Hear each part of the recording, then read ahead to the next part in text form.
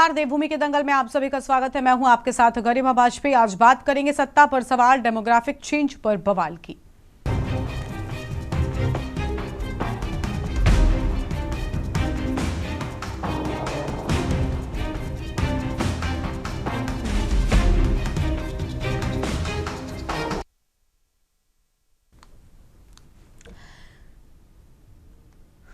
उत्तराखंड में हाल ही में कुछ जगहों पर कूट रचित यानी फर्जी दस्तावेजों के जरिए बाहरी लोगों को बसाने के मामले सामने आए हैं, जिस पर सीएम पुष्कर सिंह धामी ने सख्ती भी दिखाई है और जिसके तहत सीएम पुष्कर सिंह धामी सभी जिलाधिकारियों को पिछले 3 साल में बने स्थायी निवास प्रमाण पत्रों की जांच के निर्देश भी दिए हैं।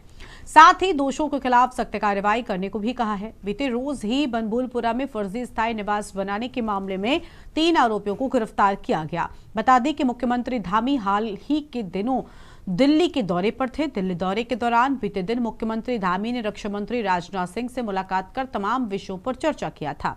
तो वहीं सीएम पुष्कर सिंह धामी ने दिल्ली से ही प्रदेश के सभी जिलाधिकारी के साथ वर्चुअल बैठक की, जिसमें मुख्य रूप से प्रदेश में कानून व्यवस्था को बेहतर बनाने के साथ ही प्रशासनिक कामों में पारदर्शिता लाने की बात कही।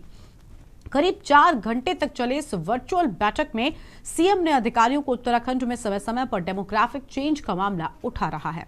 कई बार ऐसे मामलों के सामने आए कि गलत तरीके से दस्तावेज तैयार कर लोगों को बसाया जा रहा है। जिस मामले की गंभीरता को देखते हुए सीएम धामी ने प्रदेश के सभी जिलाधिकारियों को निर्देश दिए हैं कि वो पिछले 3 साल में बने स्थायी निवास प्रमाण पत्रों की गहनता से जांच करें और इसमें जो भी दोषी पाया जा सकता है उनके खिलाफ सख्त कार्रवाई की जाए। वहीं विपक्ष ने डेमोग्राफिक चेंज को लेकर सरकार को चैलेंज किया है कि अगर प्रदेश में कांग्रेस की सरकार आएगी तो चेंज नहीं होगा। चर्चा आज इसी मुद्दे पर करेंगे। खास मेहमान भी हमारे साथ में होंगे। उससे पहले ये रिपोर्ट देखिए।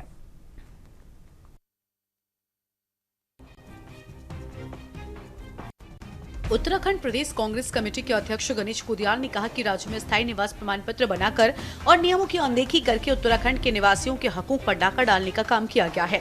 कांग्रेस पार्टी लंबे समय से तय नियमों की अनदेखी करके बनाए जा रहे स्थायी निवास प्रमाण पत्रों पर रोकने की मांग उठाती आ रही है। कांग्रेस पार्टी पहले से ही इस मामले की जांच की मांग कर रही थी। कुदियाल ने कहा कि मुख्यमंत्री पुष्कर सिंह धामी को इसका जवाब भी देना चाहिए कि पिछले 8.5 सालों से उत्तराखंड में भाजपा सरकार सत्ता में है और इन सालों से सत्तासीन धामी सरकार के समय ये कब हुआ कि जब स्थायी निवास के नियमों में ढील दी गई। कुदियाल ने कहा, दरअसल मुख्यमंत्री अपनी खाल बचाने के लिए अधिकारियों पर दोष मढ़ रहे हैं। इसके लिए अगर अधिकारी दोषी हैं तो उन्हें जरूर दंड मिलना चाहिए, लेकिन भाजपा संगठन और मुख्यमंत्री धामी को इस कृत्य से अलग नहीं किया जा सकता, इसलिए इस कृत्य में ये भी बराबर के भागीदार हैं। साथ ही कांग्रेस का दावा है कि डेमोग्राफिक चेंज को लेकर सरकार को चैलेंज करते हुए अगर प्रदेश में कांग्रेस की सरकार आएगी तो डेमोग्राफिक चेंज नहीं होगा। वहीं धामी डेमोग्राफिक चेंज को लेकर अपना रुख कड़े शब्दों में व्यक्त कर चुके हैं। हल्द्वानी तहसील में 5 सालों में बने 150 से 200 स्थायी निवास प्रमाण पत्रों की जांच में चौंकाने वाले तथ्य सामने आए हैं। जांच के दौरान 48 ऐसे स्थायी निवास बने हैं जिनमें लगे डॉक्यूमेंट में जांच टीम को संदिग्धता प्रतीत हुई है। एसडीएम हल्द्वानी ने फर्जी पाए गए सभी 48 स्थायी निवास प्रमाण पत्रों को रद्द कर दिया है। एसडीएम हल्द्वानी के मुताबिक रोजाना दस्तावेजों को खंगाला जा रहा है। कोशिश की जा रही है कि अगले 10 से 15 दिनों के अंदर सभी प्रमाण पत्रों की जांच पूरी कर ली जाए। इसके अलावा कई अराइजन वीस पर भी प्रशासन की नजर है। कुछ को जिला प्रशासन ने नोटिस भेज दिया है। अगर अराइजन 20 का लाइसेंस अवैध पाया गया तो उसे भी निरस्त करने की कार्रवाई की जाएगी। किस तरीके से इस फैसले को आप देख रहे हैं? देखिए, बड़े पैमाने पर ये सूचनाएं आ रही हैं कि कहीं ना कहीं इनको बनाने में कुछ गड़बड़ियां आई हैं। जो लोग पात्र नहीं हैं उनको भी पात्रता की श्रेणी में लाया गया है, जिसके कारण से गलत तरीके से राशन कार्ड बन गए हैं, बिजली के कनेक्शन दे दिए गए हैं, आधार कार्ड बन गए हैं, अन्य सुविधाएं जो पहचान पत्र दे दिए गए हैं। तो वो सभी जांच के दायरे में आएंगे और उस पर हमने कहा है कि कड़ाई से उसका पालन हो। एक प्रमाण पत्र के संबंध में जांच की गई थी जिसमें कि कई प्रकार की अनियमितताएं पाई गई थी। उस प्रमाण पत्र को निरस्त भी किया गया था। तहसीलदार के द्वारा उस संबंध में एफआईआर भी दी गई है। उसी के क्रम में माननीय मुख्यमंत्री जी द्वारा संज्ञान लेते हुए सभी प्रमाण पत्रों की जांच करने के निर्देश दिए गए थे, जिसमें तहसील हल्द्वानी में 2020 से अभी तक जितने प्रमाण पत्र जारी हुए हैं सभी की जांच की जा रही है। वर्तमान में 2020 से लेकर 25 तक के हमारे 1200 प्रमाण पत्र में चिन्हित किए, जिनकी अभी जांच चल रही है। जिस जांच में अभी 150 से अधिक प्रमाण पत्रों का जो डॉक्यूमेंट्स है स्क्रूटाइज किया जा चुका है, जिसमें 48 से अधिक ऐसे प्रमाण पत्र हैं जिनमें अनियमितताएं हैं, जिनको निरस्त किया जा रहा है। फेलियर है, बीजेपी सरकार की असफलता है और भारतीय जनता पार्टी के तमाम नेता जगह जगह घूम घूम कर इस बात को कह रहे हैं कि डेमोग्राफी चेंज हो रही है और वो असफल हैं। तो मैं जनता का आह्वान करना चाहता हूं कि इस डेमोग्राफी चेंज के लिए भारतीय जनता पार्टी की सरकारें दोषी हैं। लोग सत्ता में कांग्रेस को लाएं और मैं वादा करता हूं कि आज का सेंसस वो चेक करके रख लें। इसके बाद अगर कांग्रेस सत्ता में आती है तो इस सेंसस के अलावा कोई डेमोग्राफी चेंज नहीं होगी, ये गारंटी मैं देता हूं। डेमोग्राफिक चेंज को लेकर प्रदेश की राजनीति में एक बार फिर से बहस शुरू हो गई है। धामी सरकार पर डेमोग्राफिक चेंज को लेकर आरोपों का सिलसिला भी शुरू हो गया है। जानकारों की माने तो सरकार का यह कदम स्वागत योग्य है। वहीं विपक्षी दल अब तक प्रदेश में डेमोग्राफिक चेंज को लेकर भाजपा सरकार पर आरोप लगाते दिख रहे हैं, लेकिन सरकार डेमोग्राफिक चेंज को लेकर सख्त रुख अपनाए हुए है। नहीं किया होता है किसी भी सरकार ने तो उसको जिहाद और डेमोग्राफी का सहारा लेना पड़ता है। और लगातार पिछले 4 सालों से माननीय मुख्यमंत्री जी के मुखारबिंद से जिहाद और डेमोग्राफी के अलावा हमने कुछ नहीं सुना। ऐसे में मैं पूछना चाहती हूँ कि आप डेमोग्राफी के लिए सख्त हैं, अच्छी बात है, लेकिन आप महिला अपराध के प्रति सख्त कब होंगे? आप होते इस प्रदेश में जो लगातार भर्ती घोटाले हो रहे हैं उसके लिए सख्त कब होंगे? आप जंगली जानवरों के आतंक में जो हमारे ग्रामीण अंचल के लोग गुलदार का शिकार हो रहे हैं उसके लिए आप सख्त कब होंगे? सरकार कोई सख्त नहीं दिखाई दे रही है। जो डेमोग्राफी चेंज हो रही है वो सरकार की देन है। और सरकार जब इनको एक दिन भी रहने, 1 दिन या 15 दिन या 10 दिन के रहते रहते ही इनको यहाँ पर जो है मूल निवास, राशन कार्ड, बिजली के कनेक्शन, पानी के कनेक्शन देना शुरू कर देती है, तो डेमोग्राफी की जिम्मेदार भी खुद सरकार है। देखिए, सरकार देर से जागी है। ये काम सरकार को बहुत पहले कर देना चाहिए था और लगातार सरकार डेमोग्राफी पर बात करती रही है, लेकिन जब विकासनगर और सहसपुर की घटनाएं सामने आई उसके बावजूद भी सरकार के कान खड़े नहीं हुए और उस पर गंभीर नहीं हुई। लेकिन कुमाऊं में जिस प्रकार से कुमाऊं कमिश्नर दीपक रावत ने लगातार बनभूलपुरा से लेकर के तमाम जगह छापेमारी की, फर्जी डोमिसाइल के इशू पकड़े और वो जब ये मामला ज़्यादा उभरने लगा तब जाकर के सरकार जागी है। जो उत्तराखंड की डेमोग्राफी को परिवर्तन करने का प्रयास करेगा, खराब करने का प्रयास करेगा, तो इसमें कई बार माननीय मुख्यमंत्री जी ने अनेक मंचों के माध्यम से कहा है कि कठोर से कठोर कार्रवाई उस पर की जाएगी और अनेक स्थान पर इस पर कार्रवाई की भी गई है। हम इस उत्तराखंड का जो मूल स्वरूप है उसको किसी भी प्रकार से परिवर्तन नहीं होना देना चाहते हैं और न परिवर्तन उसका होगा। आसान भाषा में समझे तो डेमोग्राफिक डिविडेंड का मतलब किसी भी देश की जनसंख्या की आयु संरचना में परिवर्तन के कारण होने वाला आर्थिक लाभ है, जिसको लेकर भी धामी सरकार इस पर काम कर रही है। आमतौर पर ये तभी होता है जब कार्यशील आयु वर्ग की जनसंख्या युवा आश्रित जनसंख्या और बुजुर्ग आश्रित जनसंख्या से अधिक हो जाती है। दूसरे शब्दों में कहें तो ये कार्यशील आयु वर्ग की जनसंख्या बढ़ जाती है। इससे देश राज्य में बचत, निवेश और उत्पादन की वृद्धि होती है। अधिक लोग काम करते हैं जिससे उत्पादन बढ़ता है और अर्थव्यवस्था को बढ़ावा मिलता है। इसलिए कहा जा रहा है कि उत्तराखंड के पास एक सुनहरा मौका है, क्योंकि राज्य के पास ऐसे लोग हैं जिन्हें कार्यशील आबादी में बदला जा सकता है। डेमोग्राफिक डिविडेंड राज्यों के लिए इसलिए भी महत्वपूर्ण है क्योंकि इसका लाभ उठाने से न सिर्फ नागरिकों की आय बढ़ेगी बल्कि राज्य की आर्थिकी भी मजबूत होगी। राज्य आर्थिक रूप से मजबूत होंगे तो साल 2047 तक विकसित भारत का संकल्प भी आसानी से पूरा हो सकेगा। लोगों को भी प्रदेश के हिसाब से व लाभ के मद्देनजर चिन्हित किया जाना भी आसान हो जाएगा। Uttarakhand desk report.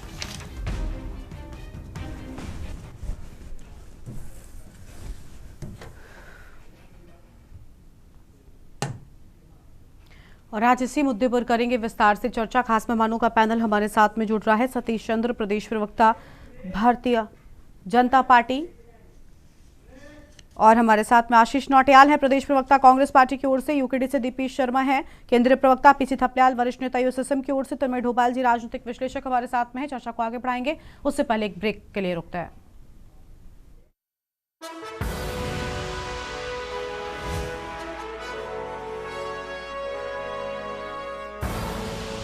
आप देख रहे हैं के न्यूज, खबरों का।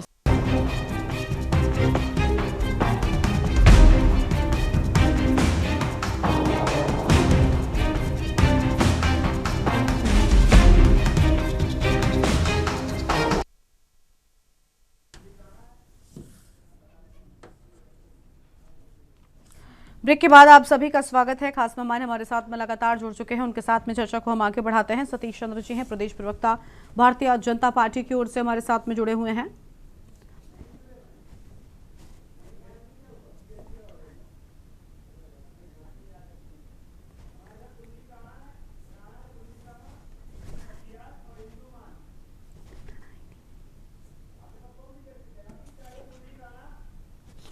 कुलदीप राणा जी हमारे साथ में जुड़े हुए हैं, इंदुमान जी हमारे साथ में हैं, कांग्रेस की प्रवक्ता है। सबसे पहले कुलदीप जी का रुख कर लेते हैं। कुलदीप जी क्या कहना चाहेंगे? डेमोग्राफिक चेंज को लेकर एक बार फिर से प्रदेश में बवाल छिड़ गया है। अभी हाल ही में मुख्यमंत्री ने रक्षा मंत्री से मुलाकात भी की थी, लेकिन जो निर्देश दिए गए हैं टीम को जांच के, उसमें कहा जा रहा है कि जब वो सिर्फ कुछ केसेस पर जांच शुरू हुई तो उसमें कई मामले संदिग्ध सामने आए जो अपने आप में सवाल खड़े कर रहे हैं।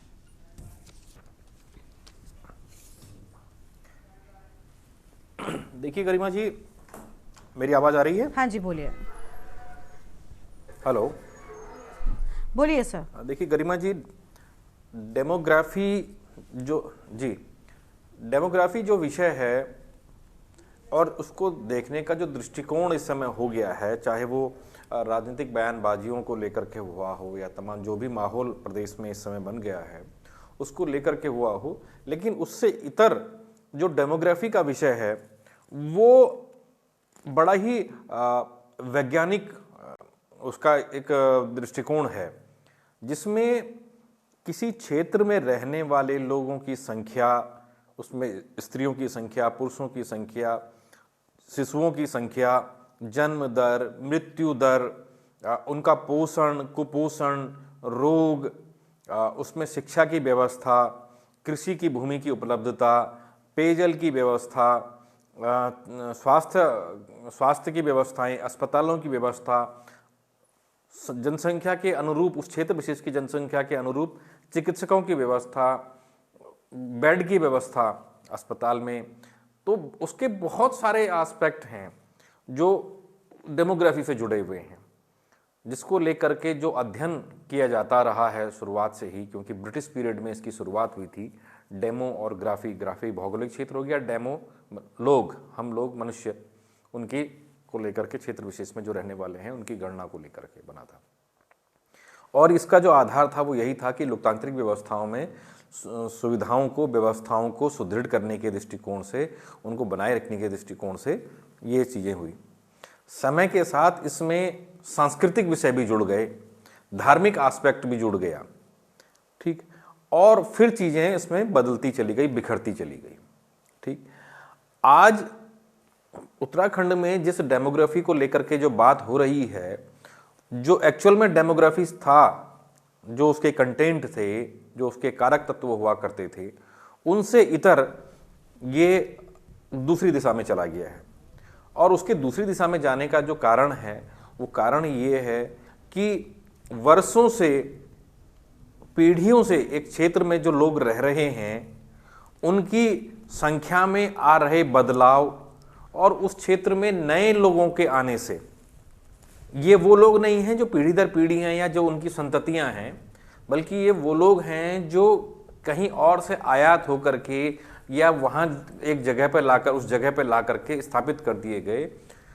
तो उसने जो व्यवस्थाओं को बदला, उसने जो जातीय समीकरणों को बदला, उसने जो क्षेत्रीय व्यवस्थाओं को बदला और उससे जो समस्याएं उपजी हैं, अब ये उस तरफ चला गया है। उत्तराखंड में जो ये सबसे पहले जो उसकी शुरुआत देखने को मिली वो देहरादून जनपद के अंतर्गत विकासनगर और सहसपुर क्षेत्र है, जहाँ ये ज़्यादा देखने को मिला। और उसमें भी एक बड़ा कारण ये रहा कि जहाँ हिंदू आबादी क्षेत्र जो थे, जो गांव थे, वो धीरे धीरे वहाँ हिंदू आबादी कम होती गई और मुस्लिम आबादी बढ़ती गई।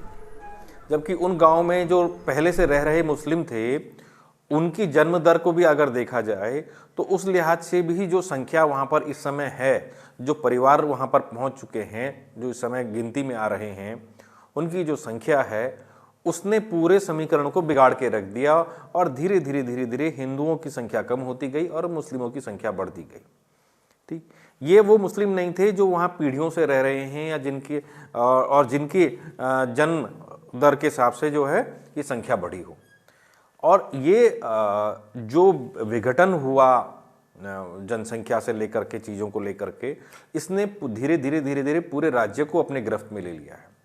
आज उत्तराखंड का शायद ही कोई जनपद होगा जो डेमोग्राफी के, जो इस प्रेजेंट डेमोग्राफी की जो डेफिनीशन है और जो इससे उपजी अव्यवस्थाएं हैं और अराजकताएं हैं उससे प्रभावित ना हो। राजनीतिक दृष्टिकोण से अक्सर देखा जाता है कि ये एक बड़ा चुनावी वोट बैंक होता है और यही वजह है कि ये हमेशा इनको देख करके राजनीतिक दलों के जो हैं अपने निजी स्वार्थ, अपने चुनावी स्वार्थ और सिद्ध हो रहे होते हैं, वो उसको उस दृष्टिकोण से देखते हैं और फिर टकराव उत्पन्न होता है। ठीक है, जबकि ये दूसरी तरीके की का सब्जेक्ट है। अब आज उत्तराखंड में जो घटनाएं हो रही हैं, जिस तरह से चीज़ें हो रही हैं, देखने वाली, गौर करने वाली बात ये है कि इसकी शुरुआत जब उत्तराखंड में जो, क्योंकि अब जो घटनाएं देखने को मिल रही हैं, देर से जागी हैं सरकारें, लेकिन शुरुआत से ही, राज्य निर्माण के बाद से ही सरकारों को चाहिए था कि वो उत्तराखंड क्षेत्र के अंतर्गत जो डेमोग्राफिक इक्वेशंस हैं, जो इक्विलिब्रियम है, जो संतुलन है, उसको पहले से ही उसकी गणना करके, उनकी चीज़ों को देख करके उन चीज़ों को व्यवस्थित बनाए रखती। लेकिन सरकारों ने उस समय देखा नहीं, राजनीतिक दलों ने उस समय देखा नहीं, जो भी सत्ताओं में रहे, और धीरे धीरे क्योंकि ये वोट बैंक, चुनाव की राजनीति का वोट बैंक का एक बड़ा साधन बन गई थी और इस गंगा में सब ने हाथ धोए। इस गंगा में कोई ऐसा दल नहीं है उत्तराखंड का जिसने हाथ ना धोए हो। ठीक है, लोगों ने कई जगह बसाने का भी प्रयास किया, ठीक, अपने वोट बैंक को पुख्ता करने के लिए, और यही कारण है कि आज उत्तराखंड में ये असंतुलन पैदा हो गया है। सरकारें, उत्तराखंड की सरकार, वर्तमान सरकार जागी है, हालांकि बहुत देर से जागी, क्योंकि ये आंकड़े तो परिवार रजिस्टर से लेकर के प्रधान से लेकर के तहसील तक, तहसील से लेकर के, क्योंकि जो स्वास्थ्य विभाग के आंकड़े होते हैं वहाँ भी ये चीज़ें देखने को मिलती हैं, जो इलेक्शन कमीशन के जो वोटर सूची होती है उससे भी चीज़ें स्पष्ट होती हैं, क्योंकि जनसंख्या सेंसस जो है 2011 से अभी हुआ नहीं है भारत में, तो ये तमाम अन्य जो चीज़ें हैं वो जो बता देती हैं कि हाँ भाई कहाँ किस तरह का फ्लो बढ़ा है। लेकिन इस समय सरकार जागी है, देर से जागी है, लेकिन इस पर कार्य ईमानदारी से होना चाहिए। ठीक है, देखने वाली बात यह है हाँ। कि इस पर कार्य ईमानदारी से होना चाहिए, नहीं तो ये राजनीतिक टकराव का जो कारण बनेगा, ये सामाजिक बिखराव के लिए का भी एक बड़ा कारण बनता जाएगा। चलिए, और मेहमानों को भी हम जोड़ते चलेंगे। हमारे साथ में इंदुमान जी हैं, पूर्व राज्य मंत्री कांग्रेस पार्टी की ओर से, पीछे थपलियाल जी हमारे साथ में हैं, नेता यूएसएसएम की ओर से। दोनों का बहुत बहुत स्वागत। इंदुमान जी, क्या कहना चाहेंगे? विपक्ष ने अब इस मुद्दे को जोर से उठा दिया है और कहां पर घपला हो रहा है? क्योंकि जिस तरीके से फर्जी कई जगहों पर निवास प्रमाण पत्र बनाकर लोगों को बसाए जाने का आरोप आपने कहा है, इस बात को मजबूती कैसे मिले? जी गरिमा जी, आवाज आ पा रही है मेरी? जी। एक्चुअली जब से अब तक मैं आधे मिनट का ही सुन पाई होंगी। माफी चाहेंगे, कुछ टेक्निकल कुछ है। आप अभी आपकी आवाज आ रही है। मैं बस थोड़ा ये सुन पाई कि डेमोग्राफिक चेंज को लेकर हम चर्चा कर रहे हैं। विपक्ष लगातार सत्ता पक्ष से सवाल कर रहा है कि आखिर ऐसा क्यों हो रहा है? फर्जी निवास प्रमाण पत्र बनाकर लोगों को बसाए जाने का काम किया जा रहा है। जी जी जी, हाँ। जी।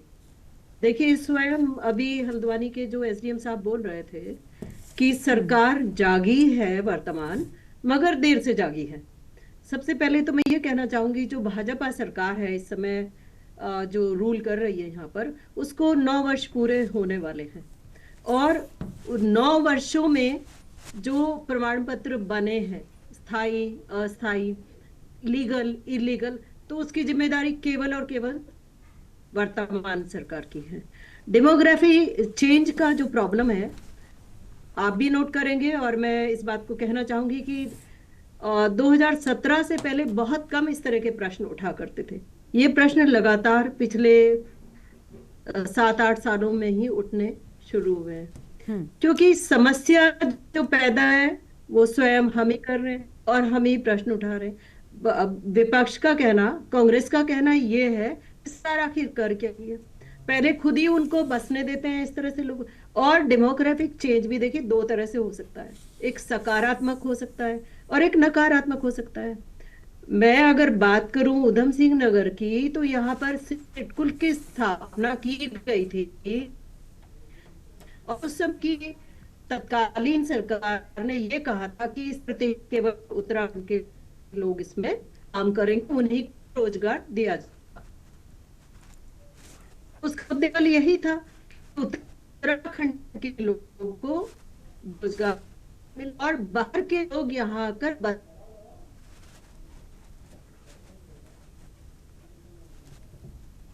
चलिए, इंदुमान जी की आवाज ठीक तरीके से नहीं मिल पा रही है, मुझे लगता है कुछ तकनीकी खामी है। लौटेंगे उनके पास में। और मेहमान हमारे साथ में जुड़ चुके हैं, पीसी थपलियाल जी हमारे साथ में लगातार बने हुए हैं। कुंवर जपेंद्र सिंह जी भी अभी जुड़े हैं। स्वागत सर आपका भी। आपके पास आएंगे, उससे पहले थपलियाल जी का रुख कर लेते हैं। थपलियाल जी, क्या कहना चाहेंगे, इस डेमोग्राफिक चेंज का असल जिम्मेदार है कौन आखिर? देखो, डेमोग्राफी को हमें समझना पड़ेगा।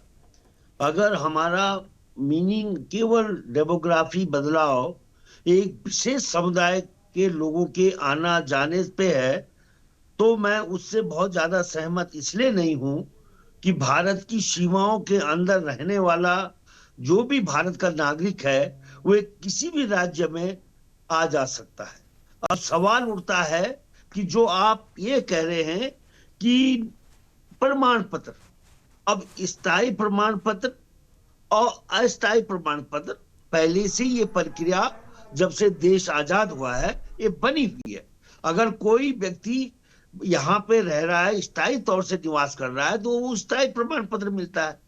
लेकिन जो अभी मैडम मान ने कहा कि ये 2017 से हुआ, इससे मैं इसलिए सहमत नहीं हूं कि भ्रष्टाचार स्थायी निवास प्रमाण पत्रों में शुरू से है। जब भी हमने प्रयास किया कि तहसील से स्थायी प्रमाण पत्र बनाना, ये चूंकि जब राज्य बना यहाँ पे नौकरियों का ज्यादा लोगों ने देखा, तो जो इर्द गिर्द के राज्य थे उनके निवासी यहाँ पे आकर अपना स्थायी निवास प्रमाण पत्र बनाकर नौकरियां हासिल करने लगे। और जब यहाँ का मूल निवासी पिछड़ने लगा तो उस ये सवाल एक बड़ा मुद्दा बन के आया। और इस मुद्दे के साथ भारतीय जनता पार्टी, चूंकि वो जानती है कि मुख्य मुद्दों से कैसे लोगों को भटकाना है, तो उसमें वो लगकर डेमोग्राफी बदल गई है, डेमोग्राफी बदल गई है। और भारतीय जनता पार्टी जो इस राज्य के निवासियों के दिमाग में जो भर रही है, वो केवल एक विशेष समुदाय को लेकर भर रही है। चाहे बनफुलापुर का जो अभी हल्द्वानी की बात चल रही है, और चाहे कहीं भी पहाड़ में साहब वो बदले। लेकिन अगर हम ये सवाल करते हैं कि यहाँ पे हरिद्वार के लोग ये भी कहने लग गए, हम सुन रहे हैं आजकल कि पहाड़ के लोग हरिद्वार में आकर इन्होंने यहाँ की डेमोग्राफी बदल दी है, तो इन चीजों में जनता को उलझाना सरकार का सातिरपना है। अगर कहीं भी विश्व में आप सरकारों को देखें, वो उनका काम है कि किसी के सिटीजन के साथ अन्याय न हो। जिसको अस्थायी निवास, जो अस्थायी निवासी है उसको अस्थायी निवास प्रमाण पत्र मिले, और इसकी देख रेख कार्यपालिका के अधीन होती है। और कार्यपालिका उत्तराखंड की बेलगाम हो चुकी है, उस पर कोई नियंत्रण है नहीं। सरकार भ्रष्टाचार में लिप्त है और भ्रष्टाचार कलेक्शन करके उसको अपने केंद्र के मठाधीशों को देना पड़ता है। इसलिए यहाँ पे जो स्थिति है बहुत दयनीय है। यहाँ पे जो जिस तरह से उत्तराखंड की भूगोलिक स्थिति है, उसमें जिस तरह से लोग चारों तरफ बसे में, देखो हमारे यहाँ एम्स बना, एम्स में भी राजस्थान के लोगों ने एम्प्लॉयमेंट ले लिया, ये बार हम चिल्लाते रहे, कोई सुनने वाला नहीं है। तो सरकार हो गई फेल, यानी सिस्टम फेल है उत्तराखंड का। सरकार नाम की कोई चीज नहीं है, और मुख्यमंत्री खुद इस चीज को स्वीकार रहा है। जो इतने साल के बाद जो यहाँ पे सत्तासीन है, वो कह रहे हैं कि हाँ जी, यहाँ स्थायी निवास प्रमाण पत्र अवैध रूप से वितरित की गए। स्वयं मुख्यमंत्री बोल रहा है। शर्म आनी चाहिए। ऐसी सरकार को एक मिनट भी सत्ता में रहने का अधिकार नहीं है, जो इन चीजों में बेसुध है, यही जानती है कि किस तरह से हमें नियंत्रण करना है, यही नहीं। चलिए ठीक है, आप जपेंद्र जी से, खुद प्रवक्ता भाजपा के हमारे साथ में बैठे थपलियाल साहब, उनसे हम जवाब लेते हैं कि आखिर ऐसा क्यों हो रहा है। जपेंद्र जी स्वागत आपका, थोड़ा देरी से आप जुड़े। क्यों आखिर फर्जी चीजें चल रही हैं, क्या कारण है? अभी थपलियाल साहब को आपने सुन लिया होगा। थपलियाल जी को तो गरिमा जी आप और हम रोज ही सुनते हैं, और वो तो जब तक सरकार के पीछे नहीं पड़ेंगे तो तब तक वो थपलियाल जी कैसे पहचाने जाएंगे, तो वो उनकी एक अपनी पहचान। लेकिन डेमोग्राफिक चेंज के ऊपर वो थोड़ा सा उसे एक्सप्लेन करने में थोड़ा सा चूक गए। डेमोग्राफिक चेंज का आज जो वो बात हो रही है वो इस संदर्भ में हो रही है कि पिछले 25 वर्षों में, ऐसा तो है नहीं कि पिछले 25 वर्षों में केवल और केवल भारतीय जनता पार्टी की सरकार रही, शुरू में कांग्रेस की सरकारें रही और वहीं से ये काम शुरू हुआ।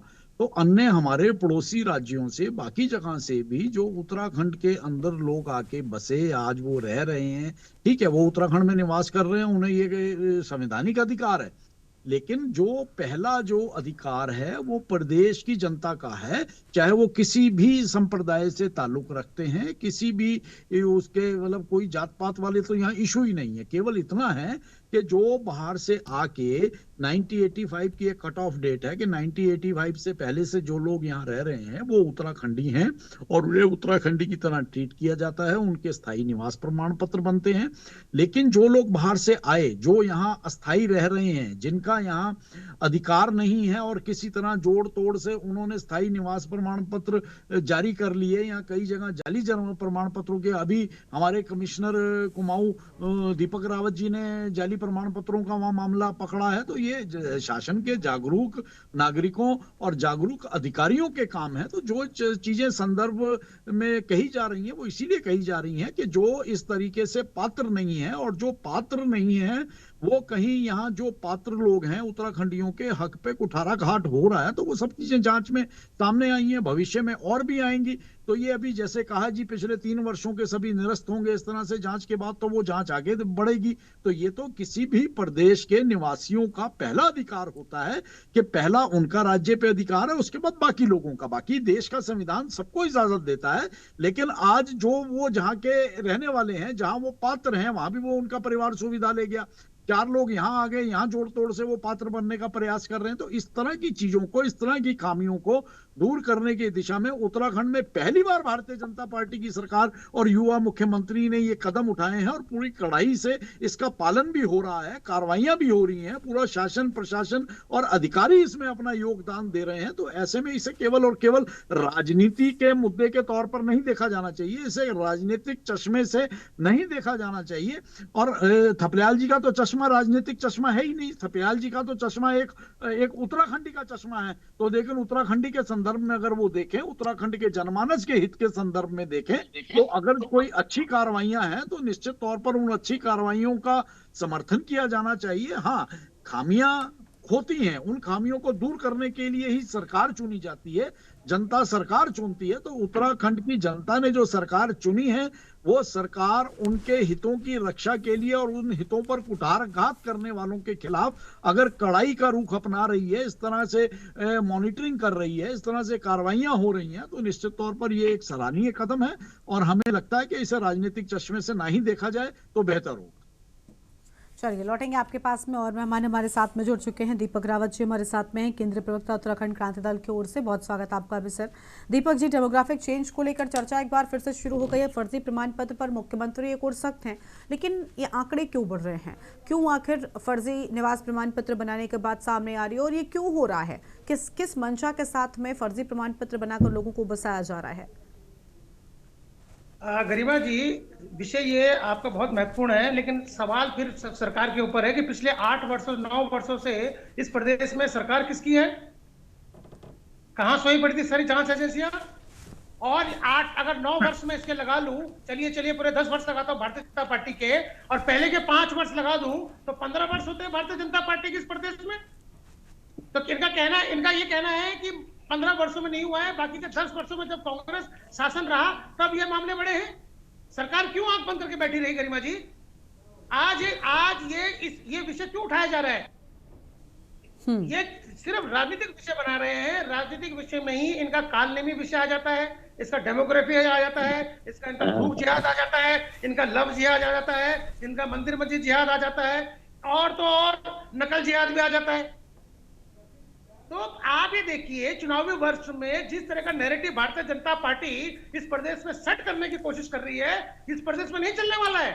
ये फेलियर है टोटली भारतीय जनता पार्टी का, क्योंकि 9 वर्ष से राज आप कर रहे हैं, और यदि डेमोग्राफी लगातार बढ़ती जा रही है साल, तो इसकी सारी जिम्मेदारी वर्तमान सरकार की है। आप ये भी नहीं कह सकते कि विपक्ष की गलती है, या आप ये नहीं कह सकते कि पूर्व जो सरकार रही है उनकी गलती है गरिमा जी। तो आज इनको अपनी गलती स्वीकारनी पड़ेगी और बोलना पड़ेगा कि हाँ, हमारी सुरक्षा एजेंसियां आंख बंद करके बैठी रही, हमारी सुरक्षा जितनी भी एजेंसियां थी उनको इसकी भनक तक नहीं लगी और डेमोग्राफी चेंज हो गई। ये डेमोग्राफी होने का प्रयास लगातार बढ़ता रहा। तो आज किस मुंह से इस बात की सफाई दे रहे हैं कि हम कार्य कर रहे हैं?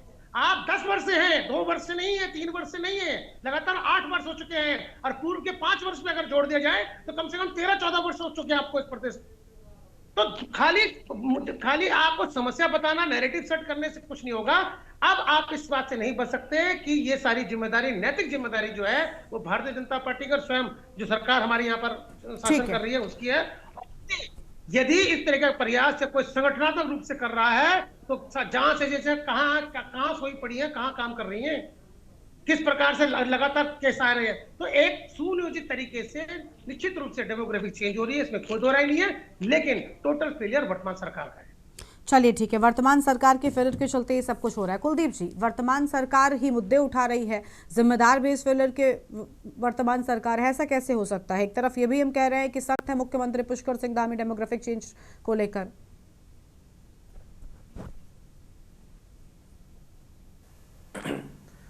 देखिए, जितने प्रश्न यहाँ पर उठे हैं वो प्रश्न प्रासंगिक हैं, क्योंकि कहीं ना कहीं मैंने आपसे पहले भी कहा ना कि हमारी सरकार, और ये अच्छी बात है कि ये सरकार जाग गई, देर से जागी पर जागी तो सही, वरना हमारी कई पूर्ववर्ती सरकारें, हमारे कई मुख्यमंत्री तो इसमें चिर निद्रा में रहे, तभी तो आज स्थितियां इस लेवल पे पहुंच गई, इस स्तर पे पहुंच गई कि चीजें इतनी विघटनकारी हो गई।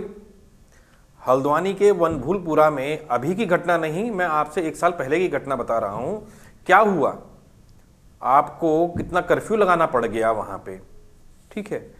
और देखिए, कुछ चीजें हैं हमें मिक्सअप नहीं करना चाहिए। स्वाभाविक सी बात है कि भारत में कोई भी नागरिक कहीं भी जा सकता है, ठीक है ना, रह सकता है, लेकिन कोई भी नागरिक कहीं भी जा करके रह सकता है, लेकिन वो वहां बस नहीं सकता है। उसको वहां जाकर के उसको वहां का स्थायी निवास या मूल निवास प्रमाण पत्र नहीं मिल सकता है।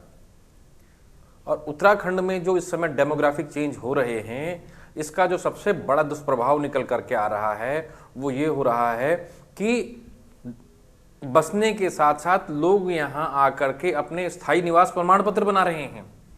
यहाँ जो क्षेत्र जो आरक्षण में नोटिफाइड हैं, उन क्षेत्रों में जाकर के अपने आप को उसका लाभार्थी बना रहे हैं। इसलिए डेमोग्राफी का ये एक आंकलन, इसका मूल्यांकन होना जरूरी है, ठीक है।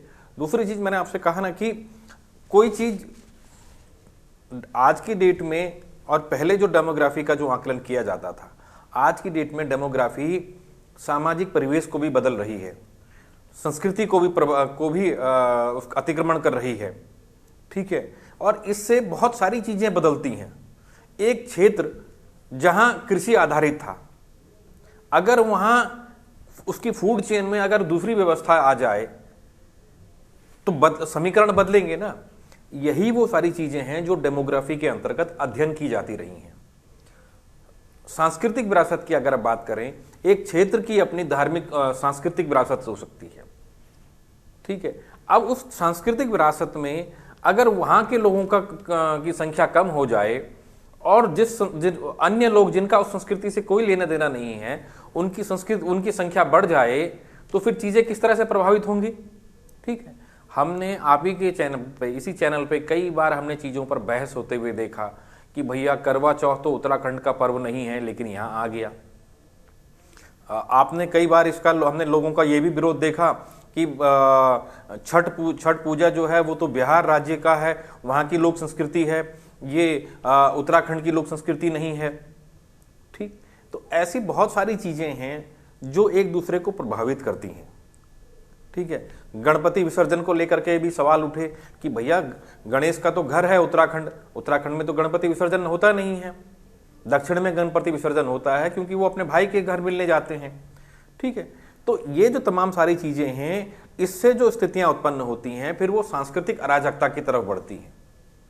हमारी राजनीतिक दल कटघरे में इसलिए हैं क्योंकि उन्होंने सिर्फ अपने वोट बैंक को सुनिश्चित करने के लिए, सुरक्षित करने के लिए कि भैया हमारा, क्योंकि 22% में तो यहाँ विधायक बन जाते हैं, तो हमारा इतना वोट बैंक बना रहे और उसके लिए हमें जो कुछ करना होगा हम करेंगे। यही कारण है कि देहरादून से लेकर देहरादून, हरिद्वार, उधम सिंह नगर, हल्द्वानी, तमाम सड़कों के किनारे, रेलवे लाइन के किनारे, नदी नालों में, खालों में लोग आकर के बस गए। कहाँ से आकर के बसे, कौन है, कोई नहीं जानता। आज जो कुमाऊं में कमिश्नर दीपक रावत ने जो चीजें निकाली हैं कि भैया वहां कुछ लोग आकर के बसे और उन लोगों ने अपने फर्जी डोमिसाइल बना लिए, यही घटना आपने गरिमा जी, हमने इसी चैनल पर डिबेट की थी कि भैया देहरादून के विकासनगर और सहसपुर के क्षेत्र में आबादी का पूरा परिवर्तन हो चुका है, वहां रहने वाले लोगों की संख्या में बड़ा डेमोग्राफिक चेंज आ गया है, ठीक है। लेकिन आश्चर्य की बात ये थी कि इसी सरकार के अंतर्गत गढ़वाल मंडल के कमिश्नर नहीं जागे, देहरादून के डीएम नहीं जागे, उन्होंने वहां जाकर के ये चेक नहीं किया कि भैया अगर किसी परिवार से, क्योंकि ये चीजें उसमें काउंट होती हैं कि भैया अगर किसी परिवार से कोई लड़की विवाह होकर के बाहर चली गई है तो फिर उसका यहाँ परिवार रजिस्टर में नाम क्यों है, और उसके साथ फिर उसके पति का नाम यहाँ परिवार रजिस्टर में क्यों है, उसके बच्चों के नाम यहाँ के परिवार रजिस्टर में कैसे आ गए, क्योंकि इससे तो संख्या बढ़ जाएगी, ठीक है। क्योंकि डेमोग्राफी में तो यही चीजें देखी जाती हैं कि भैया उस क्षेत्र में जन्म दर क्या है, मृत्यु दर क्या है, और उसमें भी फीमेल रेशियो क्या है, मेल रेशियो क्या है, ठीक। क्योंकि लड़कियां जाती हैं, उनका विवाह होता है, उनको दूसरी जगह जाना होता है, तो ये भी कानूनी और संवैधानिक व्यवस्था है कि उनका नाम यहाँ कटता है और वहां जाकर के परिवार रजिस्टर में जुड़ता है जहां वो जाती हैं। और यहाँ अगर कोई लड़की विवाह होकर के आती है तो उस नवविवाहिता का उसका नाम जुड़ता है।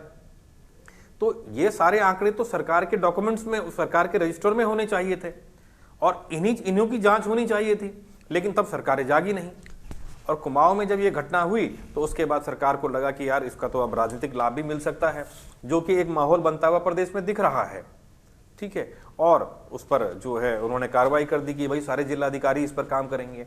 अब बड़ा सवाल ये होता है कि सारे जिलाधिकारी इस पर जांच कैसे करेंगे, क्योंकि अल्टीमेटली डोमिसाइल बनाने का या मूल निवास, स्थायी निवास बनाने का जो कार्य है और जो डेमोग्राफी से जुड़ी हुई चीजें हैं, जिसमें परिवार रजिस्टर से लेकर के तमाम सारी चीजें हैं, एक क्षेत्र में बसने वाले लोगों की संख्या है, वो सारी चीजें तो नीचे पटवारी स्तर से शुरू होती हैं। अब जिसकी संलिप्तता, जिसके रहते हुए उस क्षेत्र में ये सारा चीजें बदल गई, सारे समीकरण बदल गए, ठीक है, तो ऐसे में हम जो फैक्ट हैं उनको करेक्ट कैसे करेंगे, फैक्ट चेक कैसे होंगे, इसको लेकर के कोई बात नहीं हुई। इसका मूल्यांकन कैसे होगा कि कौन है कौन नहीं है, इसको लेकर के कोई बात नहीं हुई।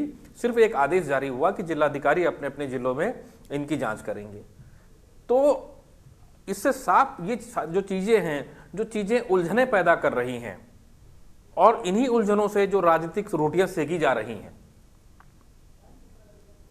और बिल्कुल सही बात कही, मैं यहाँ पे सुन रहा था कि चुनावी वर्ष है। बिल्कुल भाई, चुनावी वर्ष, अब जो चीजें निकल करके आ रही हैं, सवाल तो खड़े होंगे ही। 4 साल तो आप रहे, इससे पहले भी 5 साल आपकी सरकार रही, तो सवाल तो सरकार से ही पूछे जाएंगे, क्योंकि जिम्मेदारी भी सरकार की बनती है, ठीक।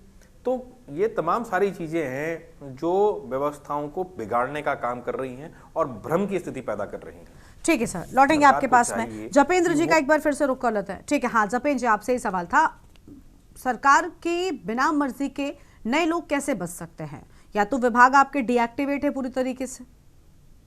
देखिए, पहले तो हम कुलदीप जी के सवाल का जवाब दे दें। इसमें कुलदीप जी, इसमें शंका कोई नहीं है, और ये शंका इसलिए नहीं है कि एक प्रारंभिक मैसेज के तौर पर ये मैसेज जनता के सामने आया, हम सब लोगों के सामने आया कि जिलाधिकारियों को निर्देश दे दिए गए। लेकिन जिन जिन तथ्यों के ऊपर अभी आपने चर्चा करी, प्रक्रिया वही होती है कि कैसे हमने उन चीजों को आइडेंटिफाई करना है जहां मिस्टेक्स हुई हैं, जहां स्थायी निर्माण प्रमाण पत्र लोगों के अपात्र लोगों के बने हैं। अब उसमें पात्र कौन है, अपात्र कौन है, तो वो तरीके वही हैं जो भी आपने चर्चा करी है। उसी तरह से सभी अधिकारी, शासन प्रशासन उसकी जांच कर रहा है। तो निश्चित तौर पर जैसा आपने पहले कहा कि भाई आज से पहले तो सरकारें जागी नहीं, तो आज अगर भारतीय जनता पार्टी की सरकार जागी है तो ठीक है, उस पर हो हल्ला मचना लाजमी है लेकिन अगर भारतीय जनता पार्टी की सरकार भी ना जागती तो फिर कौन जागता, फिर और देर हो जाती। नहीं, अभी तो ये अभी मानिए अभी कि जपेन देर जी आए, एक बात ये भी दुरुस्त आए। उठी थी कि आप चुनावी साल में मुद्दे उठाने लग जाते हैं, कभी कोई मुद्दा। दीपक रावत जी ने मुझे लगता है इस बात को कोट किया था। देखिए, पिछले 1.5 सालों से गरिमा जी इस तरह की चीजों पे निरंतर कार्रवाइयां चल रही हैं। अब वो चीजें आते आते आते आते वो पड़ाव अब आया। बनफूलपुरा का जो मसला था वो भी तो अभी कुछ समय पहले ही हुआ। उसे भी कोई ऐसा तो है नहीं कि वो 5 साल पहले हुआ था। तो जब घटनाएं होती हैं, घटनाओं के बाद उन घटनाओं के दुष्प्रभावों से सीखा जाता है और उसी के आधार पर आगे कार्य योजनाएं बनाई जाती हैं। तो चुनाव तो आते जाते रहते हैं। भारतीय लोकतंत्र में तो हर वर्ष कोई ना कोई चुनाव है। इसका मतलब ये नहीं है, इसका मतलब ये नहीं है कि सरकारें काम करना छोड़ देंगी या अच्छे निर्णय लेना छोड़ देंगी और यहाँ इस तरह के संवेदनशील मुद्दों के ऊपर जांच बैठाना बंद कर देंगी। तो निश्चित तौर पर इसे चुनावों से ना जोड़ के देखा जाए। ये उत्तराखंड के हित के निर्णय और निश्चित तौर पर भविष्य में इसके असर नजर आएंगे। चलिए लौटते हैं आपके पास में, और मेहमान हमारे साथ में थपलियाल जी हमारे साथ में लगातार बने हुए हैं। कुछ कहना चाह रहे थे वो? हाँ जी मैडम, मैं ये कहना चाह रहा था कि मेरा थोड़ा प्रॉब्लम, मैं ये कहना चाह रहा था कि इस समय 2 पॉइंट यहाँ पे आए। भाजपा प्रवक्ता जी ने 1985 कट ऑफ डेट बोला, जबकि 1985 कट ऑफ डेट नहीं है, 2000 है, उनको नहीं मालूम था। दूसरी चीज, जो हमारे गणमान्य पत्रकार महोदय हैं, वे कहते हैं कि स्थायी निवास प्रमाण पत्र नहीं मिल सकता है। भारत में कोई भी आदमी, आज उत्तराखंड के कई लोग महाराष्ट्र में बसे, में उनको स्थायी निवास प्रमाण पत्र मिलते हैं। हाँ। और कहीं हम लखनऊ में हैं, नोएडा में हैं, सारे जगह है, लुधियाना में है, हमें वहां के स्थायी निवास प्रमाण पत्र मिलते हैं। तो ये नहीं कहा जा सकता कि कोई यहाँ आएगा तो उसको स्थायी निवास प्रमाण पत्र के मानक रखे हुए, जबकि वो मानक हमने कहा कि इन लोगों ने वो तोड़ दिए जब इन्होंने यूसीसी बनाया, और वहां पे यूसीसी के अंदर ये लिख दिया कि कोई 1 साल के लिए यहाँ रहता है उसको स्थायी निवासी माना जाएगा। ये लोग कंफ्यूज हैं, इनको पता ही नहीं है कि शासन कैसे चलाया जाता है। ये दुर्भाग्य है इस राज्य का। इस राज्य के लोगों को, इसलिए मैं बोल रहा हूं कि भाजपा के प्रवक्ता जब यहाँ टीवी चैनल से बोलेंगे कि 1985 कट ऑफ डेट है, तो दुनिया क्या समझेगी। और जब हम ये बोलेंगे कि भारत के कहीं जाके बस के स्थायी निवास नहीं मिल सकता, और आज दिन तक यहाँ की सरकार ने मूल निवास को डिफाइन नहीं किया है। मूल निवास इनकी समझ से परे है।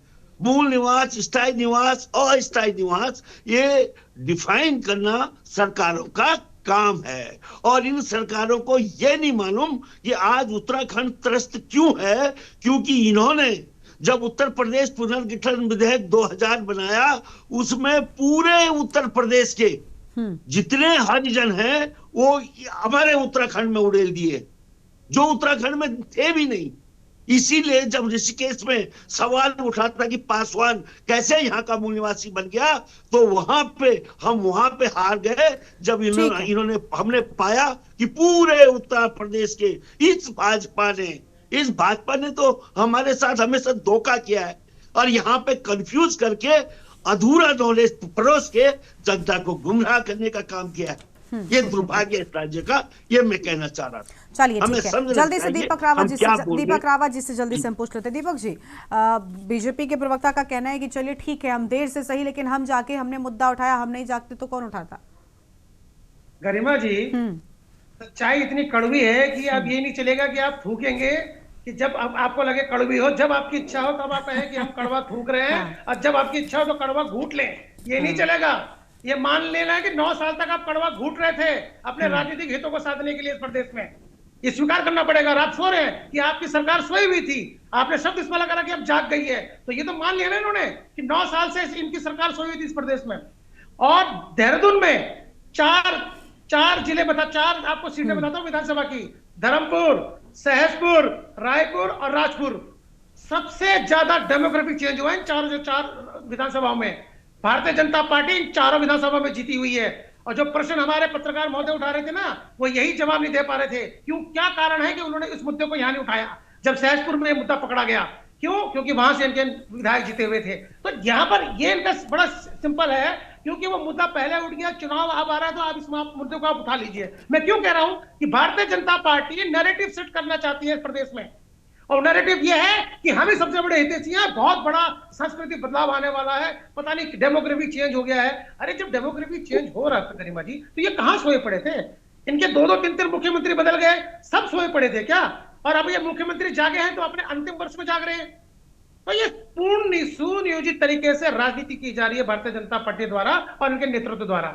निश्चित रूप से ये समस्या है, इसमें कोई दो राय नहीं है। पैनल में बैठे हुए हर व्यक्ति कह रहा है ये समस्या है, लेकिन ये जो भारतीय जनता पार्टी का है कि जब इनकी इच्छा हो ये नैरेटिव सेट करने के लिए मुद्दे को उठाएं, जनता के सामने फेंक दे ताकि जनता उस पर चर्चा करती रहे, और जब इनकी सहूलियत हो 9 साल तक उस मुद्दे को दबा के रखें, क्योंकि इनके दूसरे विभिन्न मुद्दे हैं उन पर ये चुनाव लड़ना चाहते हैं। इस प्रदेश में ये नैरेटिव सेट नहीं होने वाला है, ये इनको आपको जानकारी दे दूं। हाँ, उत्तर प्रदेश में हो सकता है, पर उत्तराखंड में ये नैरेटिव सेट नहीं हो सकता।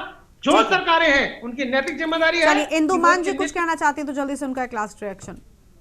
हाँ, देखिए, सरकार जो कहती है वो करती कभी नहीं है, केवल दिखावा कर रही है। वास्तव में ये बात बिल्कुल सही है कि चुनावी साल में केवल सरकार दिखावा करने में लगी है और घुमा फिराकर इनको जातीय मुद्दे पर लाना है। जैसा कि हल्द्वानी में अभी एसडीएम साहब बोल रहे थे, मेरे को एक आध लाइन ही सुनी, आज टेक्निकल प्रॉब्लम है तो मुझे सुनाई नहीं पड़ रहा था, तो उन्होंने वहां का मुद्दा उठाया। तो कुल मिला के इन्हें हिंदू मुस्लिम की बात करनी है, डेमोग्राफी भी सारी वही बात करनी है। स्थायी प्रमाण पत्र की प्रॉब्लम शुरू से ये मैं जानती हूँ, लेकिन डेमोग्राफी की बात इन्होंने ये अभी शुरू करनी करी। प्रॉब्लम आपने खड़ी करी, आप बिल्कुल भी गंभीर नहीं है। और नीति जो मुद्दे उठाने चाहिए वो आप नहीं उठाएंगे, ना शिक्षा का उठाएंगे, ना चिकित्सा का उठाएंगे, ना रोजगार का उठाएंगे, ना महंगाई का उठाएंगे। आम जनता त्रस्त है आज, उस पर कोई इनका ध्यान नहीं है। लेकिन जनता को गुमराह करना इनका विशेष नीति हमेशा से रही, कार्यशैली इनकी है कि अब चुनाव को जीतने के लिए कोई भी मुद्दे ये उठाकर लाएंगे। व्यवस्था बिल्कुल फेल है।